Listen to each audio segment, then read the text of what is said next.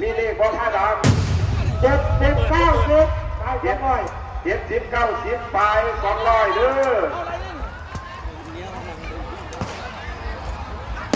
สั่งเลย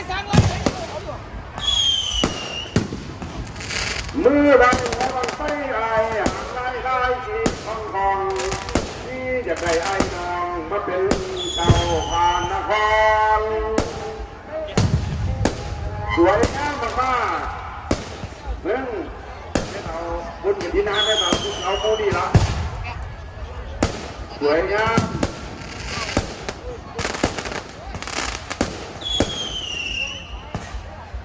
กับงานของป้าพ่อมาเป็นมาโรเล่79 200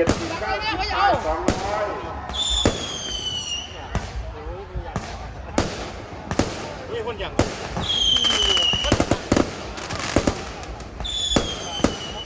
เอาจัดไปไปบ้านผมเลยเอาไปบ้านผมไปเลยไปบ้านผมเลยโอ้ผมอยู่มาห้างไงไปบ้านผมเลยเฮ้ยเอาขยับเลยพี่น้องขยับออกครับขยับออกก็เป็นบุคคลขนาดใหญ่พี่น้องขอคิดไก่เด้อขยับออกนะครับขยับออกประกาศเนี้ยไว้ว่าประกาศเนี้ยดูตัวผีจะเห็นหุงไปดีๆงามๆไปเบิ่งดาวโอ้ยอยู่ถึงฟ้า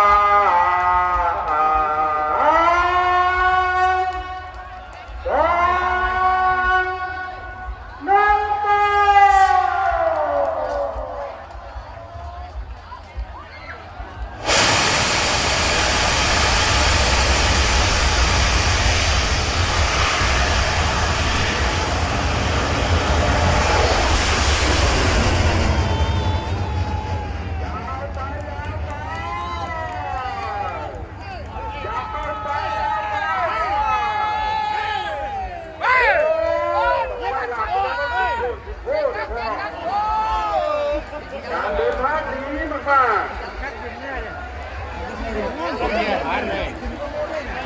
ขอบคุณทั้งคุณกิติชัยขอบคุณคุณประพัฒน์ขอบคุณคุณชาติกฤษนะครับต่างๆที่ดีงามให้พี่น้องได้เบิ่งได้ชมในมือนี้ผลงานการสร้างสรรค์ของที่